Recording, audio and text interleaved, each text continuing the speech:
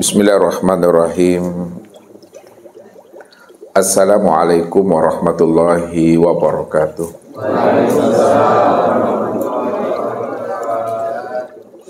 Alhamdulillah. Alhamdulillahilladzi nawwir qulubana binuri ma'rifati wal yakin wa adkhilna ma'al awliya'i wassolihin. Wassalatu wassalamu ala sayyidina Muhammadin nabiyyi sayyidil mursalin wa ala alihi wa sahbihi rasulillahi ajma'in. Faqala Allahu ta'ala bil Qur'anil Karim, A'udzu billahi minasyaitonir rajim. Bismillahirrahmanirrahim. Sanurihim ayatina fil afaq wa bi anfusihim hatta yatabayyana lahum annahul haq. Wa fil ardi ayatul lil muqinin wa fi anfusikum afala tubsirun. Shadaqallahul azim. Bapak Ibu, saudara-saudaraku, jamaah tauhid Rabbani, para muhibbin dan para pencari Tuhan yang dirahmati Allah. Ibadah yang tidak melihat Allah, maka ibadah itu menjadi batal. Apabila ibadah itu menjadi batal, maka ibadah yang kita kerjakan itu tentu tidak mendapatkan namanya nikmat. Kalau ibadah itu tidak mendapatkan nikmat, itu artinya ibadah yang kita lakukan menjadi ibadah yang hampa dan sia-sia saja. Padahal setiap ibadah yang kita kerjakan itu puncaknya itu adalah nikmat bersama Allah itu. Kalau bolehlah Ustadz memberikan suatu kias atau perumpamaannya kepada Bapak Ibu. Sekiranya kita membeli buah, ya. Buah yang kita beli itu, apakah itu durian kah namanya atau manggah kah namanya? Ya. Ketika kita membuka kulitnya, pasti kita akan menemui namanya akan isinya. Karena di balik kulit itu letaknya isi. Kalau kita sudah menemui isinya, lalu kita makanlah isinya. Maka di dalam isi itulah letaknya namanya akan rasa itu. Setelah kita mendapatkan namanya rasa, rupanya Bapak Ibu di dalam rasa itu adanya nikmat. Jadi ini artinya, kalau kita ingin mendapatkan nikmat dari sebuah buah, maka dapatkan lebih dahulu rasanya. Untuk mendapatkan rasa itu, makanlah isinya. Karena rasa itu ada di dalam isinya. Untuk bisa kita memakan isinya, bukalah kulitnya. Karena isi itu letaknya di dalam kulit itu. Maka mesti kita buka kulitnya. Ini maknanya apa Bapak Ibu? Mana yang dikatakan kulit, mana yang disebut namanya isi. Mana pula yang dikatakan rasa, dan mana pula yang disebut namanya dengan nikmat. Kulit itu yang dikatakan namanya dengan syariat, isi itu yang disebut namanya dengan tarekat. Rasa itu yang dikatakan hakikat, dan nikmat itulah yang disebut namanya dengan ma'rifat. Jadi untuk mendapatkan ma'rifat, kita mesti berhakikat lebih dahulu. Untuk mendapatkan hakikat, kita mesti bertarekat. Untuk mendapatkan tarekat, kita mesti bersyariat. Inilah yang Ustadz utarakan. Hendaklah kita ini syariat yang bertarekat, tarekat yang berhakikat, hakikat yang bermakrifat. Kenapa demikian? Karena syariat itu di dalamnya itu ada isi. Isi daripada syariat itu thariqat. Di dalam thariqat itu ada namanya rasa. Di dalam thariqat itu, itulah sebenarnya yang dikatakan hakikat. Hakikat itu yang rasa. Dan di dalam hakikat itulah namanya nikmat. Karena di dalam hakikat itulah letaknya ma'rifat. Nah, kalau kita sudah sampai kepada ma'rifat, ma'rifat itulah wasilah, usul untuk kita bisa berliku dengan Tuhan. Kalau kita sudah bisa berliku, berjumpa dan bersua dengan Rob, maka hakikat berliku, berjumpa dan bersua dengan Rob itu yang sebut namanya dengan musyahadah. Penyaksian Tuhan. Nah, siapa yang telah melakukan musyahadah, melihat dan menyaksikan Tuhannya, maka puncak daripada musyahadah itu adalah bermuwajahah. Pasti bertatap wajah dengan Tuhan. Nah, puncak bermuwajahah itu adalah fana. Puncak kefanaan itu adalah baqa. Makanya dalam setiap ibadah dan ketaatan yang kita kerjakan, kita mesti mengenal supaya kita bisa bertemu. Kalau sudah bertemu pasti menyaksikan. Maka siapa yang beribadah tidak mengenal, tidak bertemu, tidak bersua dan tidak menyaksikan Tuhannya, maka ibadah itu akan menjadi ibadah yang batal, hampa dan sia-sia. Karena tidak ada namanya rasa dan nikmat di dalam ibadah itu. Itu disebabkan ibadah itu tidak ada ruhnya. Ibadah itu tidak ada nyawanya. Ibadah tidak ada haru dan ibadah itu yang tidak ada nyawanya, pasti ibadah itu mati. Kalau mati tentu tidak bisa merasakan dan nikmatnya ibadah yang dilakukan. Jadi kalau kita ingin ibadah kita itu hidup, mendapatkan rasa untuk sampai kepada nikmat, kita mesti kenal mana yang disebut ruhnya ibadah. Mana yang dikatakan namanya rasa dalam beribadah. Dan mana pula yang dikatakan nikmatnya dalam beribadah. Itu tiada lain adalah Allah Azza wa Jalla. Maka Allah itulah ruhnya ibadah. Allah itu adalah nikmatnya dalam beribadah. Maka siapa yang tidak mengenal Allah dan setiap ibadah dan ketaatan yang dikerjakannya, maka ibadahnya itu tidak ada nikmat dan tidak ada rasa, karena ibadah itu mati. Ini yang ditekankan oleh Allah dan Rasulnya. Bagaimana ibadah kita itu bisa hidup, dapat rasa dan dapat nikmat? Mesti mengenal dan menyaksikan akan Tuhan itu. Yang dikatakan awaludin ma'rifatullah. Awalnya mulanya kita beragama. Bagaimana kita itu benar-benar mengenal Allah. Kalau kita beragama, tidak mengenal akan Allah, maka apapun perintah di dalam agama itu, sholatkah namanya, puasakah namanya, pasti ibadah itu menjadi tandus, gersang, hampa dan sia-sia saja. Karena tidak mendapatkan rasa dan nikmat dari setiap ibadah dan ketaatan itu. Makanya Allah ingatkan kita Bapak Ibu dalam surat Al-Hijr ayat 99. Kalau tak salah benar tuh Bapak Ibu. Apa kata Allah? Wa'bud rabbaka hatta ya'tiyakal yakin. Sembahlah Rabbmu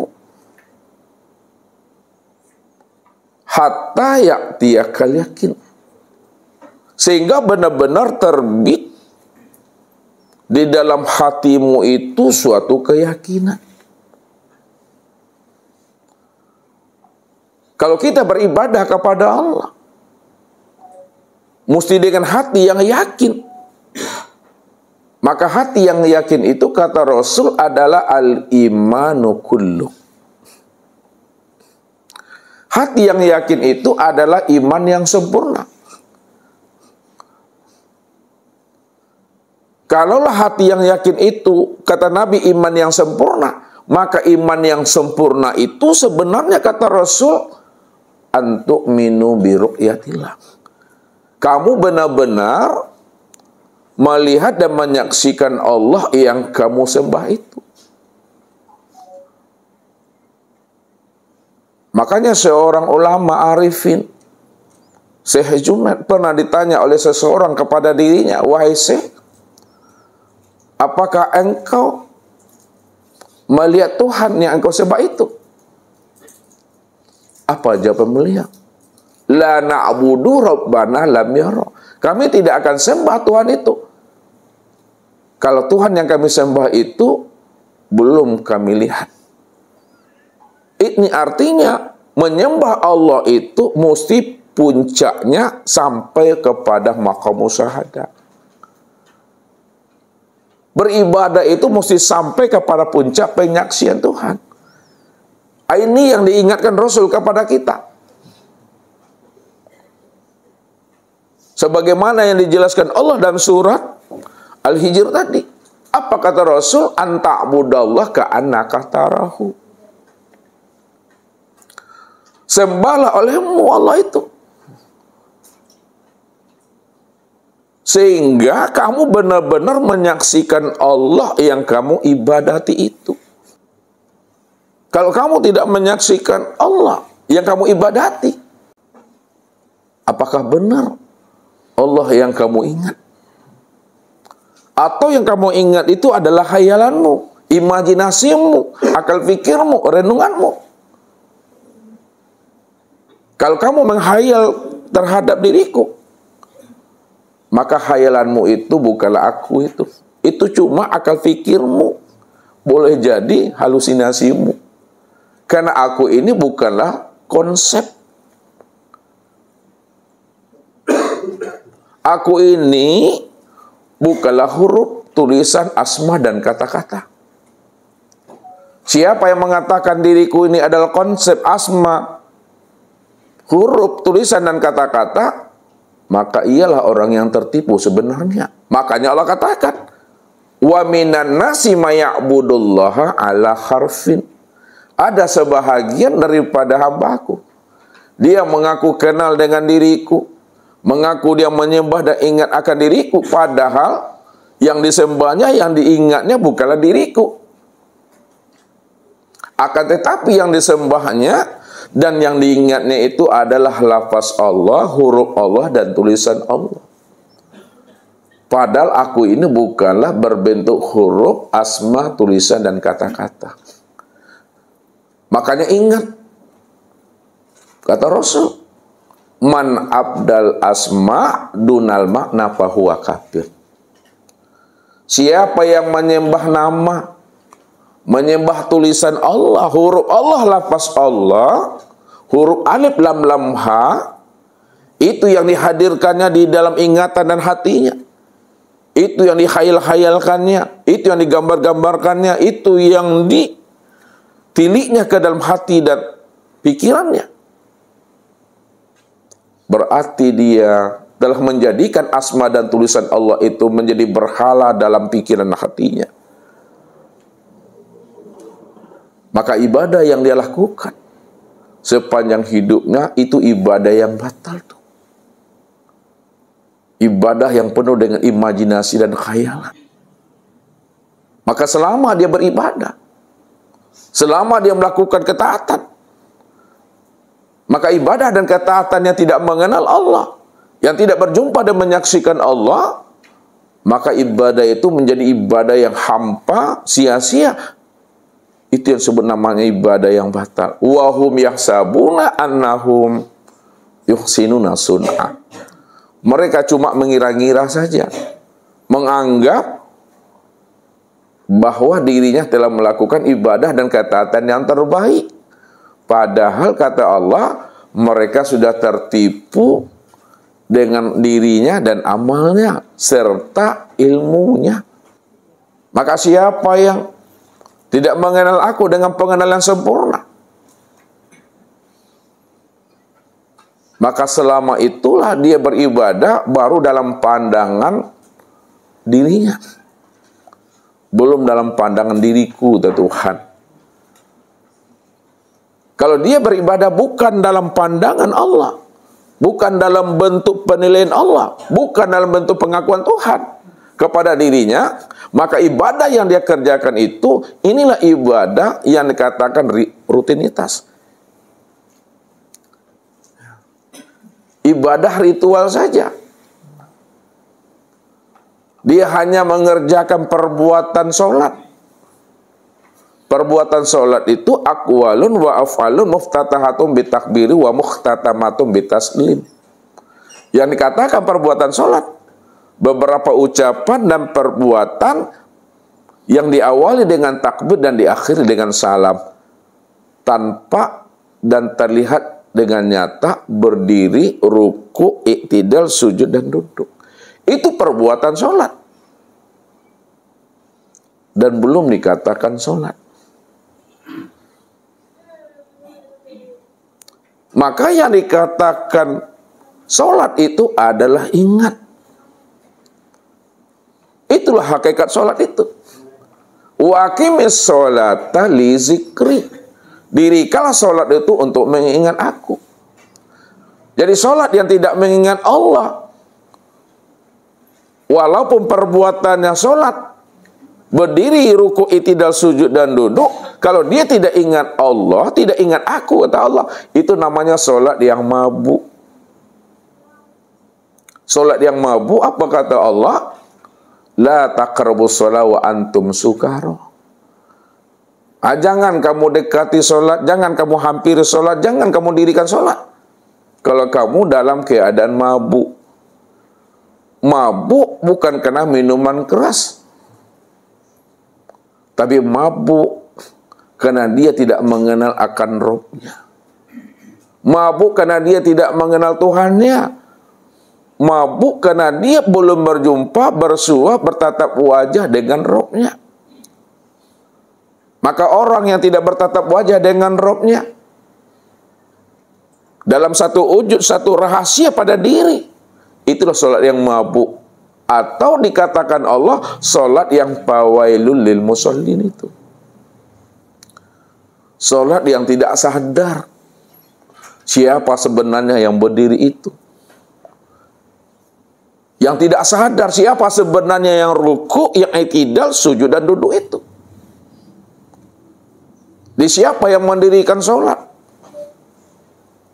Lalu dia tidak sadar siapa sebenarnya yang berdiri tegak betul. Maka itulah sholat fawailil musallin, dan itu juga yang dikatakan sholat yang mabuk itu.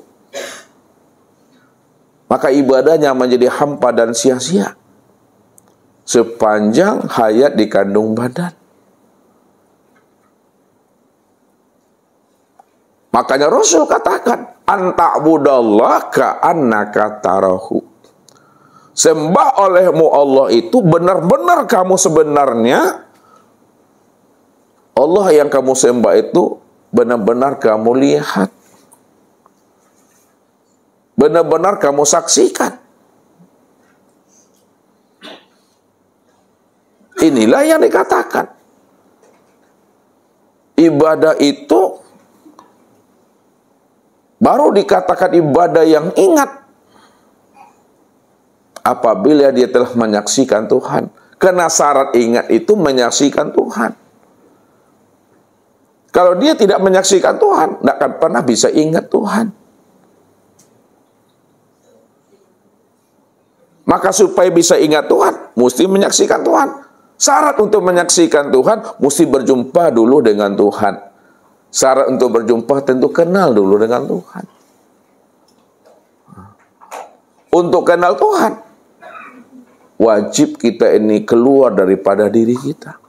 Wajib kita tinggalkan keakuan dan kesadaran diri yang merasa diri ini wujud dan merasa diri kita ini bersifat. Alias mati. Jadi orang yang mati yang bisa kenal Tuhan. Orang yang mati yang bisa berjumpa Tuhan. Orang yang mati yang bisa menyaksikan Tuhan. Kalaulah orang yang mati yang bisa berjumpa Tuhan, Bapak Ibu, lalu mati yang bagaimana sebenarnya yang dikehendaki oleh Rasul? Seperti apa yang disampaikan beliau? Innakum lan tararabakum hatta tamutu. Kamu tidak akan pernah bisa mengenalnya, menjumpainya, menyaksikannya, kalau kamu belum mati. Mati yang dikatakan Rasul adalah mati mutu qabla antamutu. Matikan dirimu sebelum ajalmu sampai. Matikan diri sebelum habisnya usia umur. Matikan diri di dalam hidup. Jadi maksudnya matikan diri sebelum ajal, sebelum habisnya usia umur. Itu matikanlah kesadaran dirimu yang merasa dirimu itu yang wujud. Merasa dirimu itu yang bersifat. Ayat, sama, basar, kalam, ilmu, kudat, dan irodat. Bagaimana cara mematikannya? Bagaimana cara memfanakannya?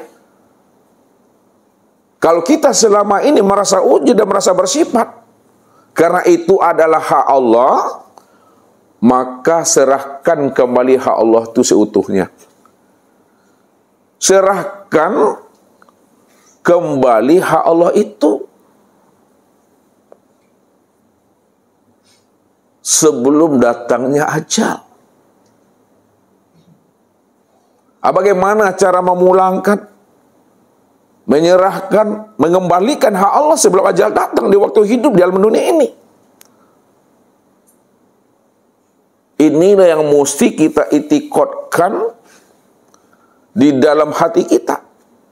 Kita jazamkan di dalam qalbu kita dengan menyatakan satu kalimat, la ilaha illallah. Tidak ada yang wujud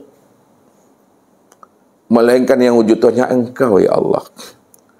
Tidak ada yang sama itu hanya Engkau, ya Allah. Tidak ada yang basar itu hanya Engkau, ya Allah.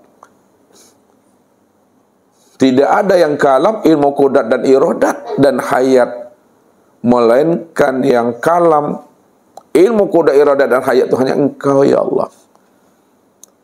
Ini yang selalu dijazamkan dalam hati kita dengan kalimat la ilaha illallah itu. Akui Allah lah yang benar-benar wujud, Bapak Ibu, ya Allah. Yang wujudnya Engkau, ya Allah. Aku ini tiada, ya Allah. Ya Allah, yang mendengar dan melihat hanya Engkau, ya Allah. Aku ini tuli buta, ya Allah. Ya Allah, yang berkalam itu hanya Engkau, ya aku ini bisu, ya Allah. Ya Allah, yang ilmu itu hanya Engkau, ya aku ini bodoh, ya Allah. Ya Allah, yang kudat dan iradat itu hanya Engkau, ya Allah. Aku ini lemah papa, ya Allah. Ya Allah, yang hidup itu hanya Engkau, ya aku ini mati, ya Allah.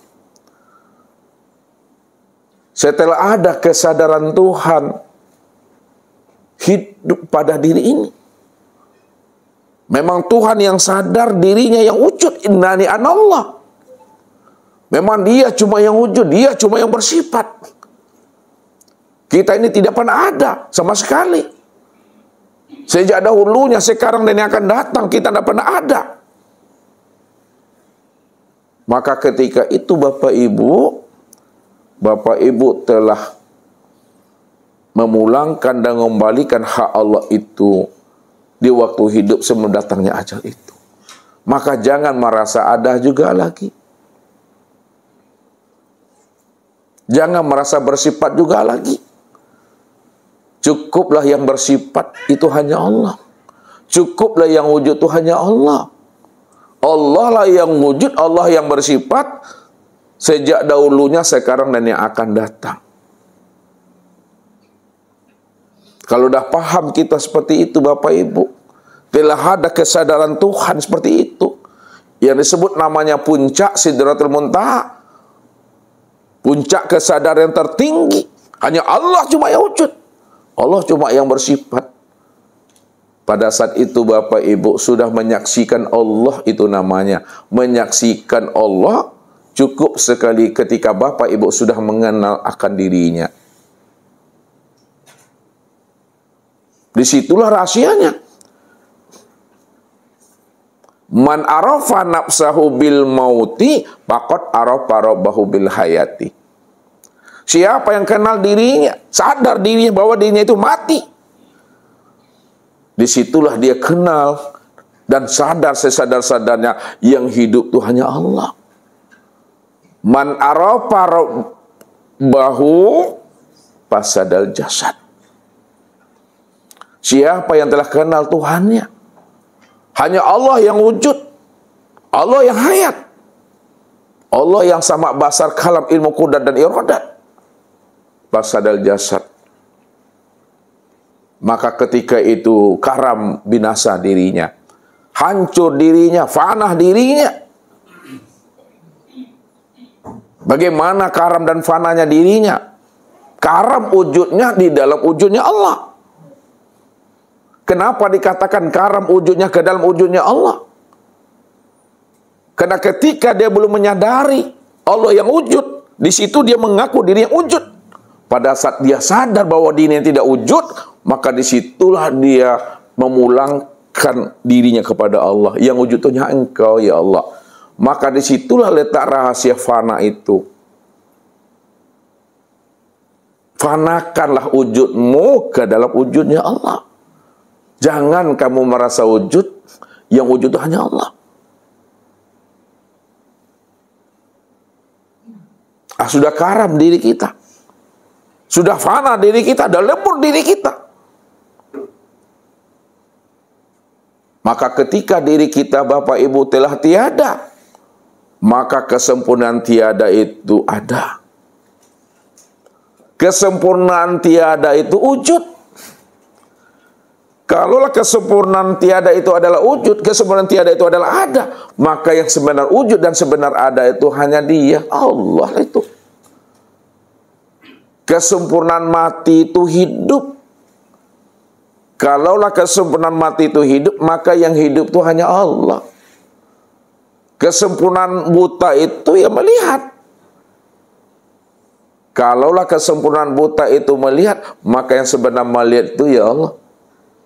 Kesempurnaan tuli itu mendengar. Kalaulah kesempurnaan tuli itu mendengar, maka yang mendengar itu juga Allah. Mana ada lagi diri Bapak Ibu di sana? Sebesar zarah, secuil, sebesar atom, nggak ada di Bapak Ibu di situ.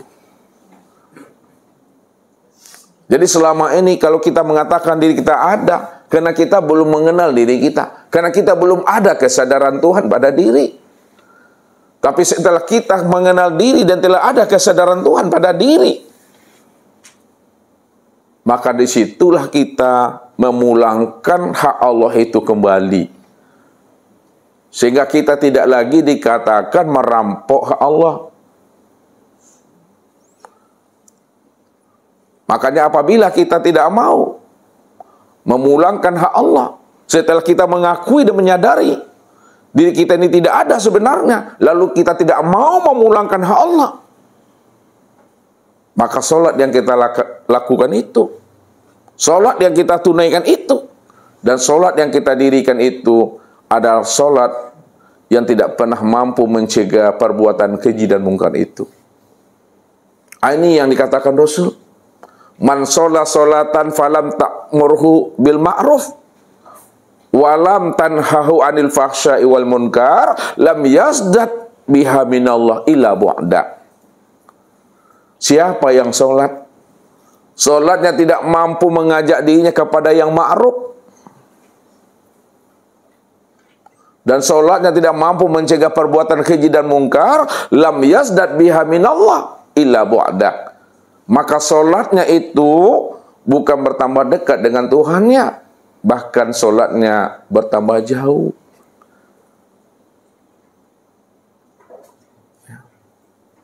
Sholat yang tidak mampu mencegah perbuatan keji dan mungkar, itu disebabkan Makanya dia masih merampok hak Allah. Di mana dia masih merampok hak Allah di dalam sholatnya? Ketika dialah yang berdiri itu. Dialah yang berkalam, dialah yang mendengar, dialah yang melihat. Dialah yang ruku', dia yang sujud, dia yang duduk.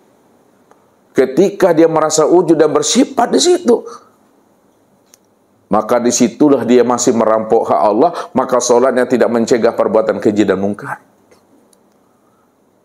Inilah yang diisyaratkan oleh Rasul. Sholat yang tidak ada tumak ninanya, itulah orang yang mencuri di dalam sholat secara ilmu fikihnya. Apa kata Rasul? Seburuk-buruknya orang yang mencuri, kata Rasul, adalah orang yang mencuri di dalam sholatnya. Bagaimana orang yang mencuri dalam sholatnya ya Rasulullah? Yaitu orang sholat yang tidak ada tumak ninanya. Jadi sholat kalau tidak ada tumak ninanya, itulah sholat yang mencuri di dalam sholatnya itu. Secara makna hakikat, mana yang dikatakan tumak nina? Kalau dia masih merasa dirinya berdiri, belum tumak nina itu mencuri dalam sholat tuh. Kalau dia merasa dirinya yang ruku, itu juga belum dikatakan tumak nina. Merasa diri yang sujud, merasa diri yang duduk, belum dikatakan tumak nina. Kalau belum dikatakan tumak nina, itulah sebenarnya seburuk-buruk orang mencuri adalah orang yang mencuri dalam sholatnya karena tidak ada tumak ninanya. Masih merasa dirinya itu yang berdiri, yang ruku, sujud, dan yang duduk itu. Padahal Allah katakan, Kif ya Muhammad ana rabbaka usolli. Berhenti engkau yang mengatakan Muhammad, engkau yang berdiri dalam sholatmu, engkau yang ruku, engkau yang sujud, akulah Rabbmu yang berdiri, yang ruku, yang sujud dan duduk dalam sholat itu. Dirimu ganti diriku saja sebenarnya.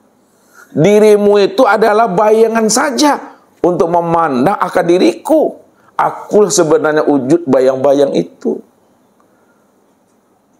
Dirimu hanya cermin saja untuk melihat akan wujud diriku.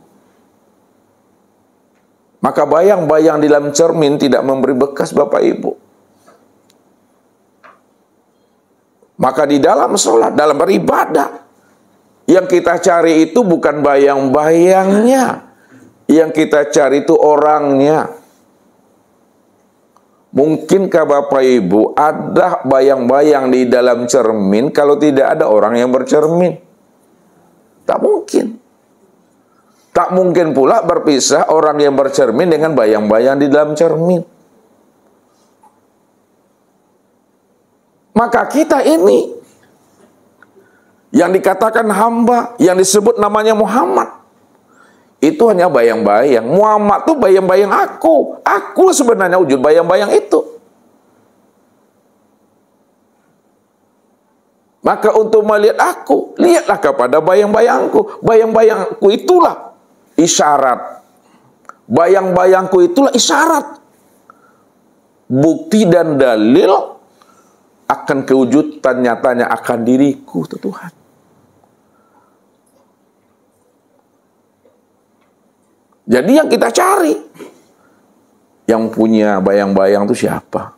Yang kita cari, siapa wujud bayang-bayang itu? Rupanya yang punya dan wujud bayang-bayang itu Bapak Ibu, itu tiada lain adalah Allah Azza wa Jalla. Kemana kita mencari dan menemui Allah itu? Untuk mencari dan menemui Allah itu, cari tahulah alamatnya, supaya kita bisa berjumpa dan bersua dengan dirinya. Mana yang alamat Tuhan? Mana yang alamat Allah itu? Maka ini yang selalu Ustadz bacakan ayat di awal mukadimah. Kenapa setiap Ustadz mengawali pengajian, ayat itu selalu Ustadz baca, supaya Bapak Ibu mengambil ibarat, mengambil iktibar. Apa sebabnya setiap mukadimah ayat ini selalu dibaca oleh Ustaz? Apakah Ustaz tak hafal ayat yang lain? Apa mukadimah selalu yang Ustaz baca di ayat itu? Sanurihim ayatina fil afaq wa fi anfusihim hatta yatabayyana lahum annahul haq. Wa fil ardi ayatul lil mukminin wa fi anfusikum afala tubsirun. Kami telah memperlihatkan alamat kami pada sekalian alam. Bahwa alam ini adalah alamat kuat Allah. Untuk bisa bertemu kepada aku, untuk bisa sampai kepada aku, cari, telusuri alamatku itu. Alamat aku itu alam semesta ini. Dan juga dirimu adalah alamatku. Maka untuk mencari alamat aku pada alam semesta, maka temui dan carilah alamatku pada dirimu. Hatta yatabayyana lahum annahul haq. Sehingga kamu benar-benar bisa membaca, bisa melihat alamat aku yang sudah wujud dan nyata pada dirimu. Tapi apa kata Allah? Afala tubsirun. Kenapa tidak kamu pikirkan itu? Kenapa tidak kamu pahami? Kamu telusuri, kamu ingin tahu. Dan kamu ingin cari tahu akan alamat aku kata Tuhan. Maka di sini Allah mengajak kita berusaha bersungguh-sungguh untuk mencari tahu alamat Tuhan. Makanya Allah bertanya kepada kita, awalam yatafakkaru fi anfusihim balil insanu ala nafsihi basyira. Kenapa tidak kamu pikirkan akan dirimu? Dirimu itu ada alamat untuk mencari dan menemui aku. Siapa sebenarnya kata Allah yang melihat itu memakai matamu, yang berkata memakai lidahmu, yang mendengar memakai telingamu, itu siapa itu kata Allah. Kenapa kamu belum paham juga dengan diri aku kata Allah. Maka ini yang Allah katakan kepada kita. Ya ayyuhal insan ma gharraka bi rabbikal karim alladzi khalaqaka fasawwaka fa'adalak fi ayyi suratin ma syaa raqabak. Hei manusia kata Allah. Wahai jantung hatiku, kenapa kamu belum kenal juga dengan diriku? Kenapa kamu belum telusuri juga alamat aku sehingga kamu tidak berjumpa dengan aku? Padahal aku yang menjadikan dirimu, tahu? Aku yang menciptakan dirimu dari tidak ada lalu menjadi ada. Lalu aku beri kamu penglihatan, aku beri kamu pendengaran, aku beri kamu hati dan rasa. Tapi kenapa kamu belum mengenal akan aku kata Allah? Itu disebabkan karena kamu tidak mau menelusuri, ingin mencari tahu alamat aku itu di mana kata Tuhan. Padahal alamat aku sudah terang dan jelas nyata pada dirimu. Maka kaji diri ini. Baca alam pada diri, baca diri di dalam diri. Di dalam diri ada diri. Di dalam diri ada rahasia diri. Di dalam rahasia diri itulah aku wujud dengan sendirinya kata Allah. Ana fi abdi zahiran rabbi fi batni abdi wa ana fi nuri. Aku ada, aku wujud nyata menjadi rahasia dirimu. Kalau Allah sudah mengatakan aku ini wujud nyata menjadi rahasia dirimu, itu sudah isyarat, itu sudah dalil dan bukti bagi diri untuk mengetahui dan memahami akan keberadaan Allah itu benar-benar wujud nyata dan terang pada alam dan sempurna ia pada diri kita ini. Maka siapa yang mau menelusuri akan rahasia sejati dirinya, pasti dia mengenal akan Allah. Karena Allah itulah menjadi rahasia daripada diri Bapak Ibu ini. Al-insanu sirri wa ana sirruhu.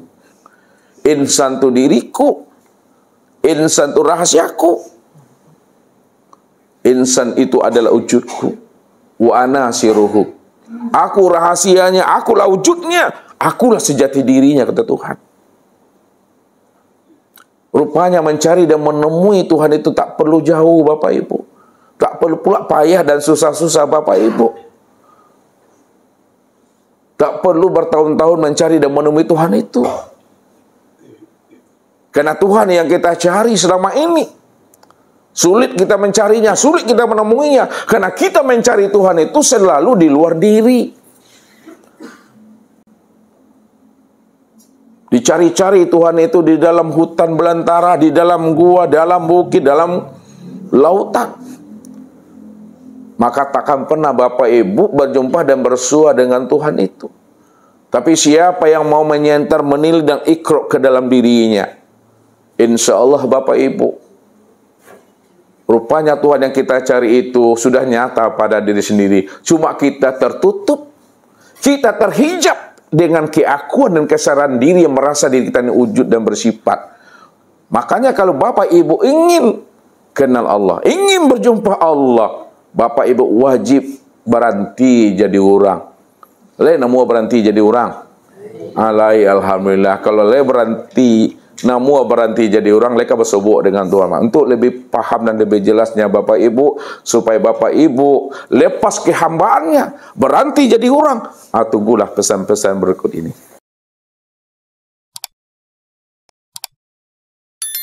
Jadi Bapak Ibu, ya, ibadah yang tidak menyaksikan Tuhan, ibadah yang tidak melihat Tuhan, ibadahnya itu batal.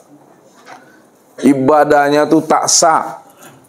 Walaupun secara ilmu fikih, ilmu syariat, sahnya ibadah itu kalau sudah terpenuhi syarat dan rukunnya, itu sudah sah tuh.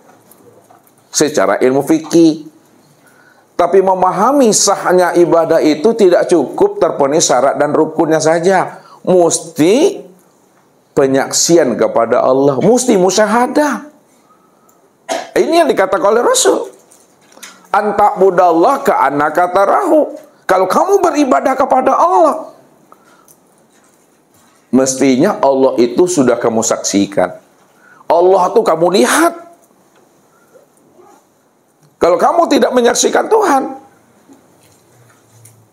maka kamu tidak akan pernah bisa mengingat akan Tuhan itu. Maka untuk lihat Tuhan, mesti kenal Tuhan itu lebih dahulu Bapak Ibu. Maka ini jalannya akan usah antarkan kepada Bapak Ibu. Ya. Sehingga Bapak Ibu benar-benar sudah bisa melihat, menyaksikan Tuhan itu yang wujud dan nyata pada diri sendiri. Jangan dicari Tuhan itu keluar diri, tapi carilah Tuhan itu yang sudah wujud dan nyata pada diri. Maka kenalilah man ana, siapa aku yang sebenar-benarnya. Nah, ini lihat.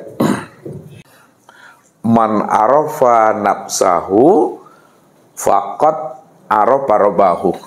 Nah, siapa yang kenal dirinya, pasti ia kenal akan Tuhannya. Maka untuk mengenal Tuhan, wajib kita dulu kenal diri ini. Kalaulah untuk mengenal Tuhan wajib mengenal diri, pertanyaannya, mana yang dikatakan yang sebenar diri itu?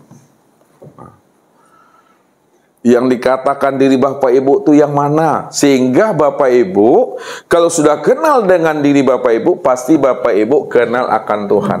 Rabbahu. Kenal dengan sendirinya.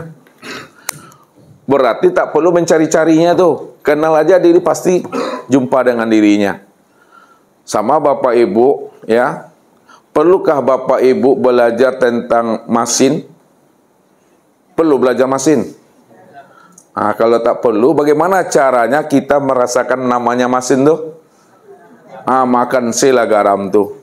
Maka mesin itu akan muncul dengan sendirinya. Ya. Tidak perlu kita belajar tentang asam. Ya. Kalau tidak perlu belajar tentang asam, bagaimana caranya? Makan aja lah limau tuh, jeruk tuh, maka asam itu muncul dengan sendirinya. Tidak perlu Bapak Ibu belajar tentang pedas, belajar tentang manis. Ya, makan sela cabai itu, pedas itu akan muncul. Makan sela gula itu, maka manis itu akan datang dengan sendirinya. Itu artinya tak perlu Bapak Ibu mencari-cari Tuhan. Ya. Kalau Bapak Ibu tak perlu mencari-cari Tuhan, cukup kenali saja diri Bapak Ibu. Kenali saja diri Bapak Ibu. Siapa yang sudah kenal dirinya, pasti dia kenal akan Tuhannya.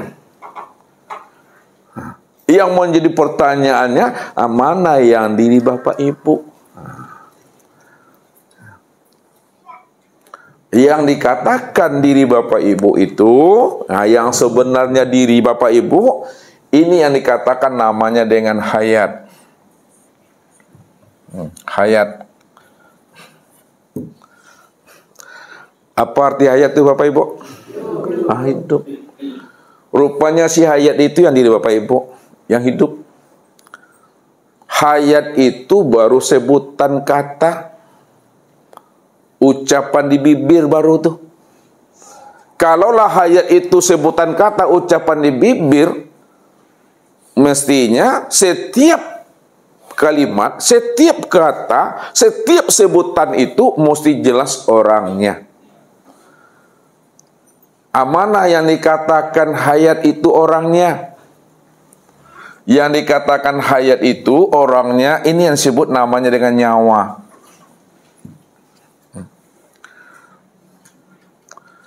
Nyawa itu meliputi sekalian batang tubuh dan memenuhi sekalian rongga tubuh. Nyawa namanya itu. Kalaulah nyawa itu meliputi batang tubuh, memenuhi sekalian rongga tubuh, itu yang dikatakan nyawa, itu juga baru sebutan kata. Ucapan di bibir baru. Padahal al-ismu wal musamma wahid.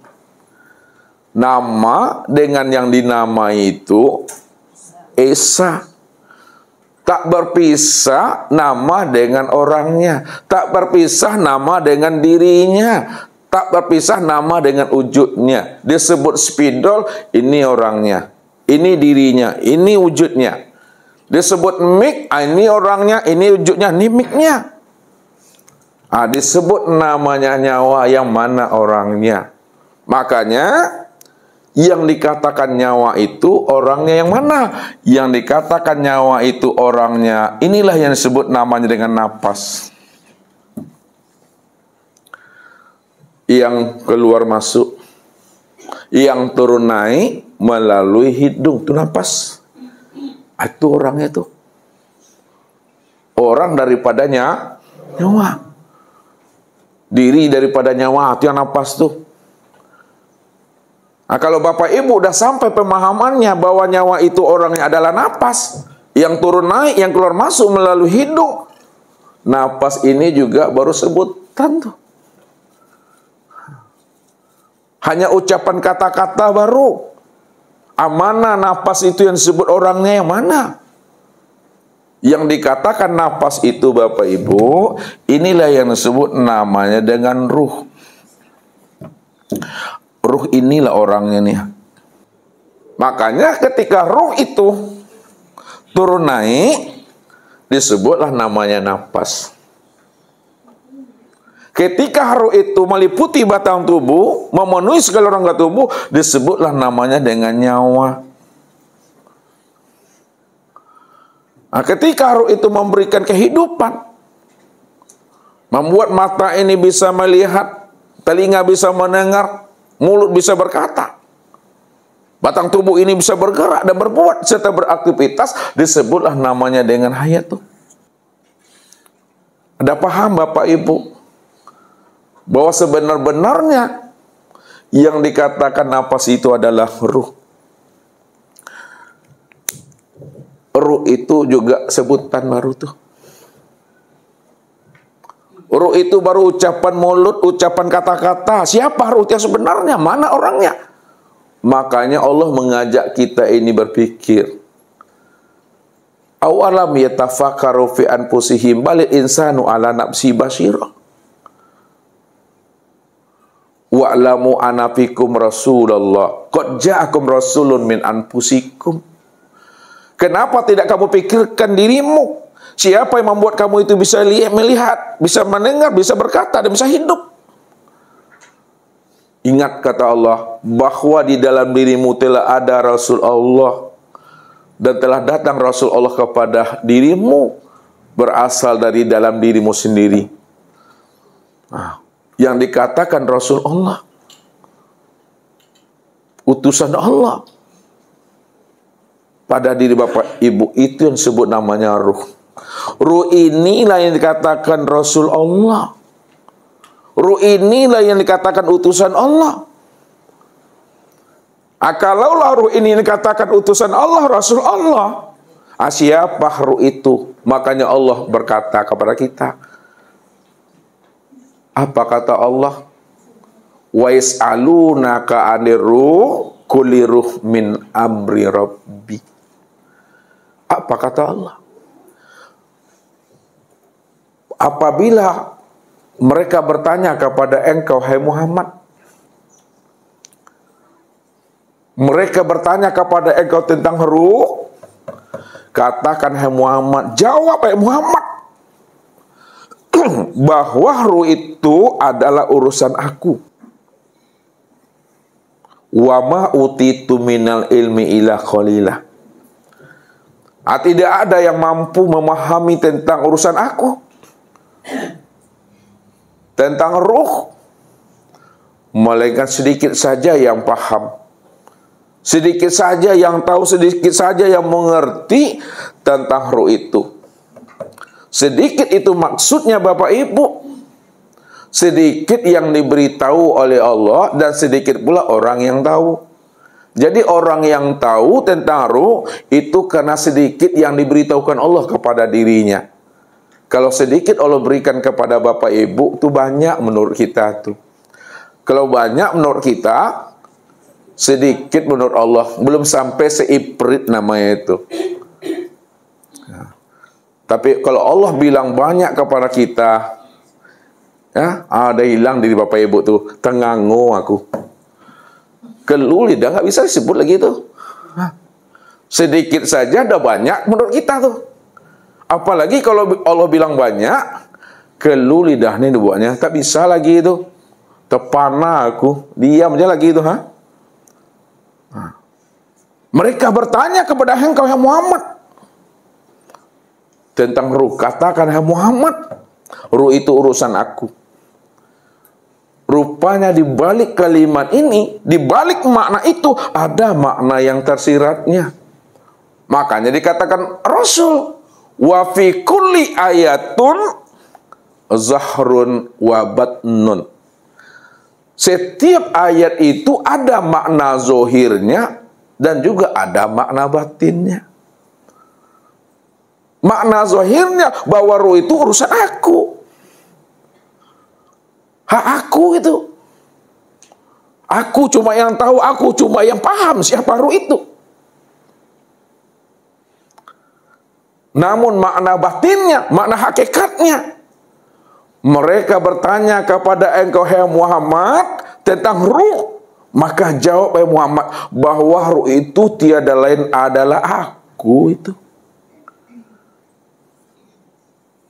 Dari mana Bapak Ibu bisa paham dan mengerti tentang jawaban Allah itu, bahwa ruh itu tiada lain adalah diriku?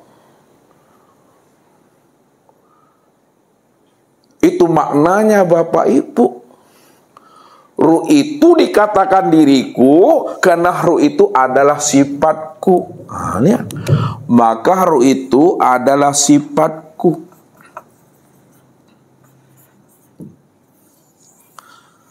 Apa kata Allah? Wa sifati la ghairi. Sifatku itu tiada lain adalah diriku itu. Mana yang dikatakan ruh itu dikatakan sifat Allah. Ini yang disebut namanya dengan sifat ma'ani. Sifat ma'ani itu ada 7. Pertama adalah sama, basar, kalam, ilmu, qadarat, iradat, ayat. Ruh itu sifatku. Itu maksudnya. Kalau tidak nyata tajali sifatku kepada ruh yang bernama sama, maka tak mendengarlah ruh itu. Jadi ruh itu mendengar, itu nyatanya sifatku yang bernama sama. Dengan samaku itulah ruh itu bisa mendengar. Dengan basarku itulah ruh itu bisa melihat. Dengan kalamku lah ruh itu bisa berkata. Dengan hayatku lah ruh itu hidup.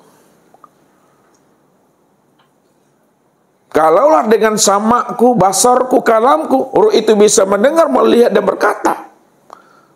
Siapa sebenarnya yang dikatakan sama ini? Yang dikatakan yang sebenar-benar mendengar itu adalah aku yang bernama Allah. Innani anallah. Sesungguhnya akulah Allah yang sama itu. Akulah Allah yang basar itu. Akulah Allah yang kalam itu. Akulah Allah yang ilmu itu. Akulah Allah yang kudrat. Akulah Allah yang iradat. Akulah Allah yang hayat itu. Maka disitulah pahamnya. Karena Allah itu yang sama, basar, kalam, ilmu, kudrat, iradat dan hayat. Maka disitu pemahamannya, ruh itu adalah sifatku. Sifatku itu tiada lain adalah aku, kata Allah. Ada paham Bapak Ibu? Yang sifatku itu tiada lain adalah aku. Maka barulah Bapak Ibu dapat jawabannya. Siapa diri Bapak Ibu ini yang sebenarnya? Ustaz mau nanya. Ibu-ibu lah dulu. Halo Ibu. Panik benar sorry Ustaz mah. Ya Ustaz yang ngece, ibu yang latih ya. Yang mana yang diri ibu yang mana sebenarnya nih? Ini lihat nih keterangan nih. Yang mana yang diri ibu? Boleh bantu belakang ibu. Ya, yang mana yang diri ibu? Ayat. Ibu bilang ayat. Ya satu orang. Yang ibu sebelah? Halo Ibu. Bantu Bu. Ya Ibu jangan sembunyi-sembunyi lagi. Yang diri itu yang mana? Yang tutup mulut tuh? Yang roh. Yang roh. Ya. Kalau Ibu sebelah? Ya Ibu. Yang mana yang diri Ibu? Ustaz gilir semuanya. Ustaz mau minta pandangannya. Jawab sesuai dengan ilmu. Jangan ikut-ikut. Nanti sama-sama karam ya kok. Ibu jawab Bu. Halo Ibu. Ya. Yang roh, berarti. Ibu Sus. Roh. Ibu Mer. Roh. Ibu alam gaib. Oh, enggak ada. Berarti enggak ada diri Ustaz tanya diri tadi, enggak ada diri Ibu situ. Ibu kemana tadi? Ke alam mana tadi perginya? Setelah mendengar itu rasanya semuanya di diri kita ini adalah Allah, sifat Allah yang ada di diri. Sifat Allah. Ya Ibu, dah cukup. Ibu lagi, yang mana yang dari Ibu? Yang mana? Ya Ibu jangan lihat lagi ke kanan, Ibu. Galak saya jawab ya. Diri kita yang hidup. Yang hidup, yang Ibu sebelahnya? Yang roh, Ibu sebelah lagi? Sama ruhnya. Yang Ibu ini yang dari Muara Jambi ya? Muara Bungo? Bungo. Kumbangnya mana? Kumbang. Ini ada bunga, ada kumbang. Yang mana yang dari Ibu? Ini jauh-jauh datang dari Bungo, enggak ada kumbang ke payalah. Yang mana yang dari Ibu? Yang dari Ibu? Roh. Ibu lagi. Halo Ibu lihat. Roh. Nah, diri Ibu yang mana? Saya mau nanya. Diri Ibu yang mana? Coba. Allah. Gina? Diri Allah maksudnya? Ya. Yang mana yang diri Gina? Ya roh. Rahmi. Oh yang hayat. Epa.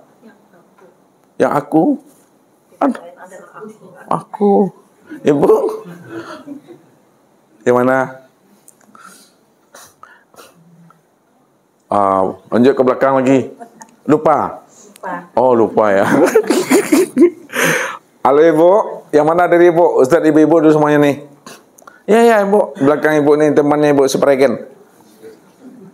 Ini Ibu nih. Mana diri Ibu? Iya, Ibu. Ayat kata Ibu. Sebelah Ibu. Bu Uwi. Nyawa. Dila. Nyawa juga. Boleh beda sama ibunya. Santi. Sinta. Yang mana dirinya? Oh, yang ayat. Ya belakang. Ya Ibu apa namanya Bu? Napas. Sebelahnya? Ru juga. Nih Mbak Yu? Ayat. Wiki? Ayat. Ibu sebelah belakang yang menyandar? Ro. Bu? Ro. Ibu di kursi? Ayat. Ibu Bu Yul? Ayat. Sebelah Bu Yul? Ayat juga. Depannya? Depannya. Ro. Sebelahnya? Aku. Nah, mantap. Udah banyak nih pendapat ulama Sri Kandi Tauhid Robani. Bisa minta lagi. Sama Pak Andre. Mana yang diri Pak Andre? Ro, Bapak? Ro juga. Pak Sudir? Udah boleh keikut ya? Berdasarkan ini. Ro. Kalipa? Ro. Kalau Bapak dari Tamilahan? Aku. Pak Son? Yang sebenarnya. Go. Pak Ji? Ro. Pak Peri? Yang nggak keikutan sama beliau? Iya, Ro. Ro. Pak Abdul? Aku Allah. Pak? Pak? Yang mengecek itu. Yang mana mengecek nih Pak? Yang mengecek. Yang ngecek apa nampak? Ya sebelah. Iya Pak. Iya Bapak. Allah. Sebelahnya Pak Badar Mawis. Nur Muhammad. Wah, ada cita Nur Muhammad tadi. Itu lihat. Jangan ngambang. Allah. Pak Naim? Ayat. Sebelah Pak Naim? Yang ganteng ini siapa nih? Oh, Pak Jul ya? Apa Pak Jul? Ayat. Pak Ridho? Ayat. Sebelah Pak Ridho? Halo. Si Nopal namanya? Oh, Dafa. Siapa namanya? Nampaknya Dafa ya. Siapa dirinya? Allah. Bapak? Allah. Sebelah Bapak nih? Boleh Bapak duluan? Ayat Bapak? Ayat Bapak? Roh Pak? Oh, sifat. Pak Remon? Ayat. Pak Ajis? Ayat. Yang di luar mau? Mau ditanya maksudnya? Mewakili. Lihat. Setelah Bapak Ibu memahami keterangan Ustadz, ya, kita ingin mencari siapa diri kita yang sebenar-benarnya. Lihat, Ustadz ulang lagi. Nah, yang sebenar-benarnya diri Bapak Ibu itu adalah hayat. Siapa sebenar-benar hayat? Yang mana orangnya? Itu nyawa.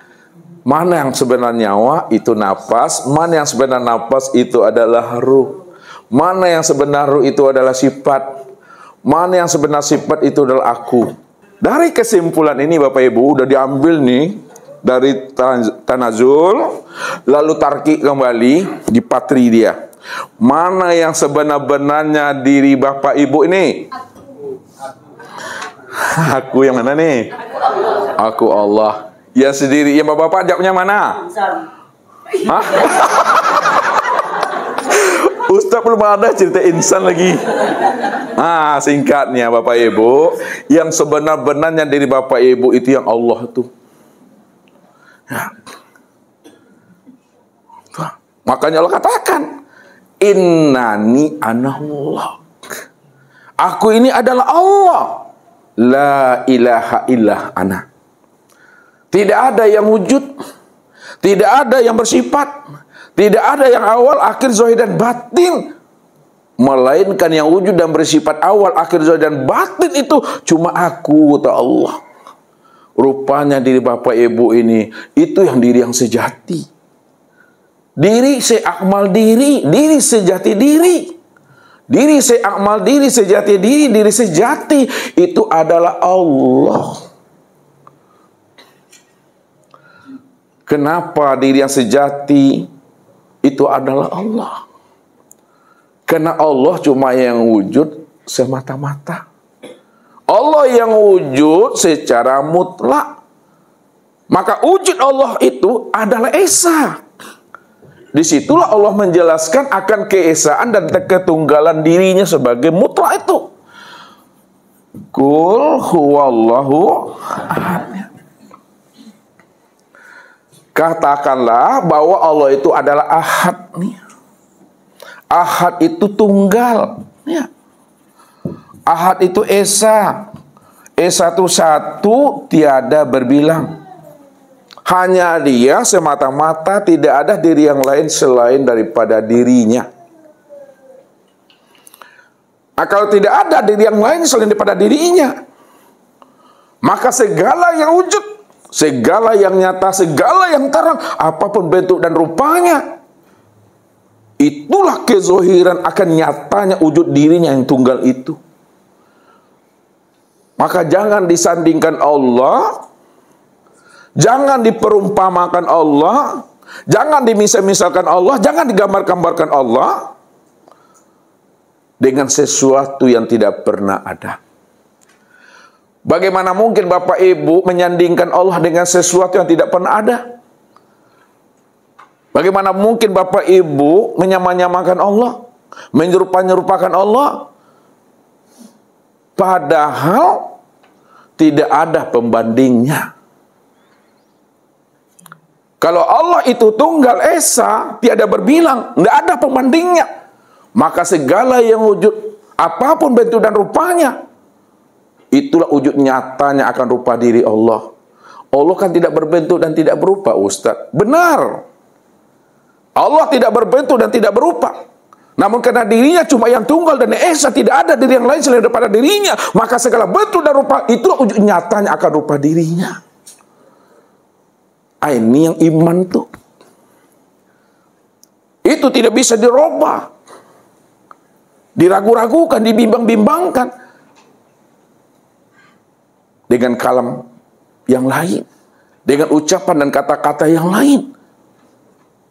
Maka setelah Bapak Ibu mengenal diri Bapak Ibu yang sebenar-benarnya, itu adalah diri yang sejati, itu diri yang sebenar diri. Maka ketika itu kata Rasul, man arafallahu kala lisanahu. Siapa yang benar-benar telah mengenal Allah, memang Dia cuma yang wujud, Dia cuma yang tunggal, Dia cuma yang Esa. Tak ada pembandingnya, tak ada diri yang lain lagi selain daripada dirinya. Maka ketika itu kala lisanahu, jangan disebut juga lagi, jangan diuraikan juga lagi. Inilah keluh lidah, maknanya kata yang tiada terkatakan. Tidak bisa lagi disebut dengan kata-kata, tidak bisa lagi dianalisa dengan akal fikir.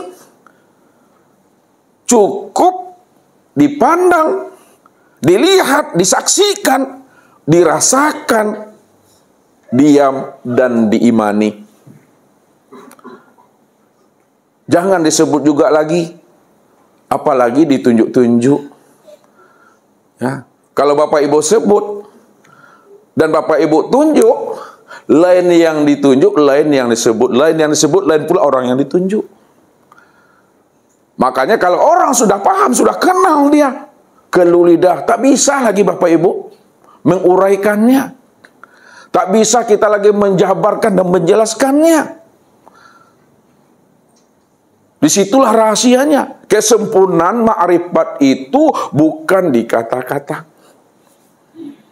Kesempurnaan ma'rifat itu bukan pada lisan, bukan pada bibir bawah dan bibir atas. Kesempurnaan ma'rifat Bapak Ibu itu adalah diam. Diam yang maksudnya diam yang sudah itu maksudnya. Tak bisa lagi dijelaskan. Buktinya, Ustadz mau nanya sama Bapak Ibu. Coba beritahu sama Ustadz, tunjui sama Ustadz, mana yang Kota Pekanbaru itu Bapak Ibu? Hah? Mana yang Kota Pekanbaru tuh? Pak Andre, yang mana Kota Pekanbaru? Tinggalnya di mana? Yang mana yang Rumbai itu?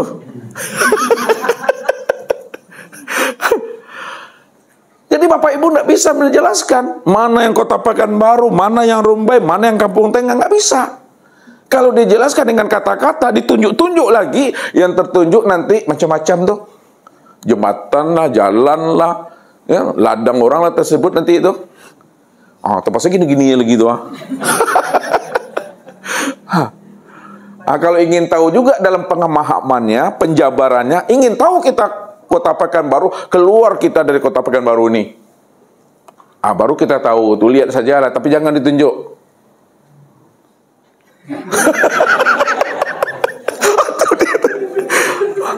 Gak bisa dijabarkan dan dijelaskan lagi.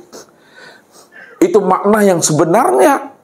Apabila Bapak Ibu sudah mengenal Allah, memang Allah cuma yang wujud. Allah cuma yang hayat, yang sama, basar, kalam, ilmu, qudrat, dan iradat. Dia cuma yang esa, tunggal, satu-satunya. Bahwa dialah segala-galanya dan segala-galanya. Itulah wujud nyatanya dirinya.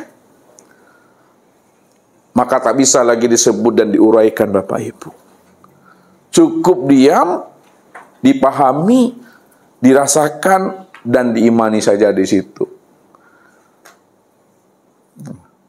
Kalau dijelaskan juga, jelaskan dengan bentuk perbuatan, jangan dalam bentuk ucapan dan kata-kata.